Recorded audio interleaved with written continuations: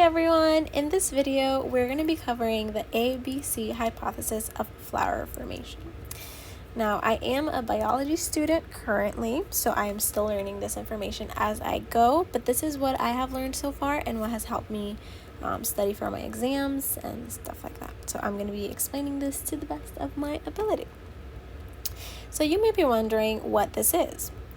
Well, flowers have genes that determine the order in which they are developed and what characteristics are expressed. Now, flowers have something called organ identity genes. These genes regulate the development of the floral pattern, and there are 3 classes of these, which are A, B, and C, hence the name of our hypothesis that we're talking about right now. The ABC hypothesis of flower formation identifies how floral organ identity genes direct the formation of the 4 types of floral organs. So here we have a little drawing of our flower, and excuse my poor drawing skills. But I have identified here the parts of the flower which you may have studied in class. We have our petals, our stamen, our carpel, and our sepal. And I have noted here that our stamen contain our male parts of the flower and our carpel contains our female parts of the flower. Now to the model that we are studying today. I've drawn down here a little schematic diagram of the ABC hypothesis, and I started with the outside, right? So I will be naming these layers from the bottom to the top, and you will see why that is important in just 1 second. I have made the colors in here coordinate with the ones on top because I want you to be able to follow as I am identifying these things. So in the green, like up top, we have our sepal. In pink, we have our petals. In orange, we have our stamen. And in yellow, we have our carpel. Now, why have I gone from bottom to the top? Well, in our regular, our wild type flower, our organs develop in this order. So they're going to develop from sepal first, petal second, stamen third, and carpel is going to be our last thing that is going to develop in our mutant type. Okay, so then I'm going to show you why the ABC genes are important and what they code for. So I've made a little table up here that shows you what each codes for. So our A here codes for sepal and petal, B for petal and stamen, and C for carpel and stamen. Now you can notice that we have some repetition going on.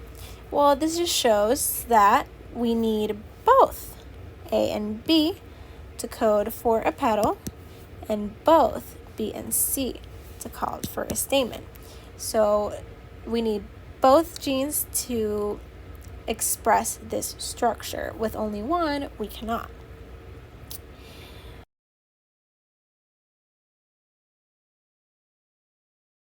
So just to remember the way that this works, our wild type flower, which we just discussed up here, is going to have the following pattern. And I have created a little block model here that will help you be able to follow each structure and the order that they occur in. So for A, like we had up here, well, that codes for sepal. So we are going to start with sepal right here. And our B, what does our B code for? Well, we can see that B needs to be alongside A to express petal and needs to be alongside C to express stamen. Okay, so B alone does not code for anything, which is why we have B on top of A and C. So B is always going to be on top on our block model. So we have A for sepal, AB for petal, BC for stamen,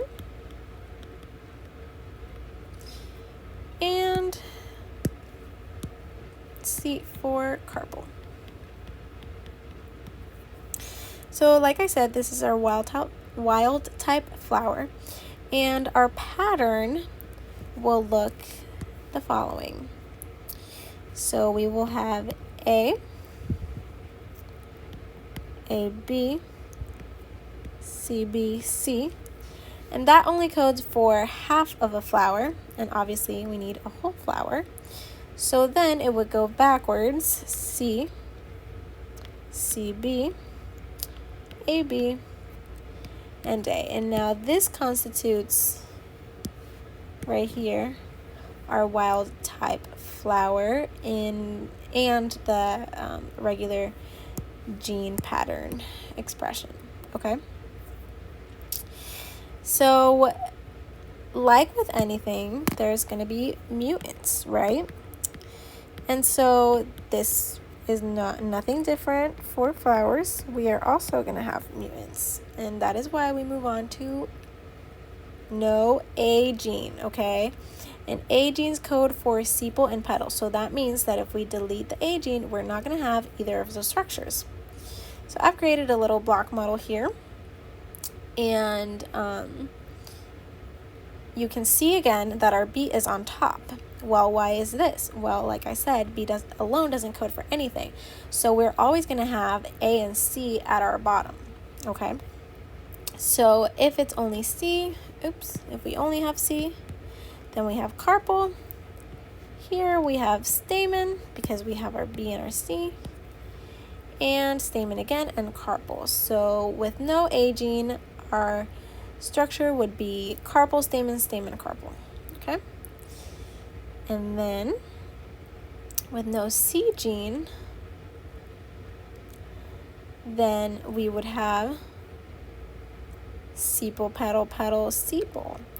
And like I said, again, our B is here on top, and then our A is at the bottom, forming the base blocks because they do code for something by themselves. Now this next one, I am going to erase it so that maybe we can draw it by ourselves and see if we can figure this one out. Well, obviously you just saw it, but let's start again, just for the sake of practicing, okay? If we already did no A gene, no C gene, we are going to do now no B gene. Now, if you remember what I just said about B genes, they always go on top, right? So this means that we're not going to have a block on top, okay? And we still have A and C, so they're both going to be at the base. And what are they going to code for if they're by themselves? If we refer back to our chart from earlier, we can see that A will code for sepal and C will code for carpel. We need 4, so it's going to be sepal, sepal, carpel, carpel. And just like with our mutant type, you can figure out the pattern of what that would look like in the gene pattern. So that would essentially just be A. Let me make that a little bit thinner. That would look like A, C, C, and then we go backwards because this is only equal to half a flower, right? So then backwards we would just have C, C, A, A. And this would be our no B gene. Now I named these no A gene, no C gene, and no B gene, but technically they can be called B mutant, C mutant, and A mutant. I just find that a little bit confusing, so I like to spell it out just to remember it better. Just for the sake of practice, the pattern of this no C gene right here would be what? You can pause the video and try to figure that out, but I'm going to go ahead and do it right now, okay? So technically we would have A, right? And then AB, again AB, and A. And what does this equal right here? Yes, this equals half a flower, right? So we need the same but backwards. And this would be A, B, A, B, A. And this would be our C mutant. And then for no A gene or A mutant, you can do the exact same thing. I find using the block model really helpful to figure this stuff out. And then just a little quick note here, it might help you remember. A inhibits C and C inhibits A. So if either A or C is missing, the other gene takes its place, and you can see that pattern in our little block models that we just did. So for clarification right here, A alone by itself codes for sepal. AB codes for petal. BC codes for stamen. And C codes for carpel. So A and C equal nothing because they inhibit each other, right? And then B also does not code for anything because it needs to be alongside either A or C. Well, that concludes our little lesson, and I hope that helps you remember it for your test. So go ace that test.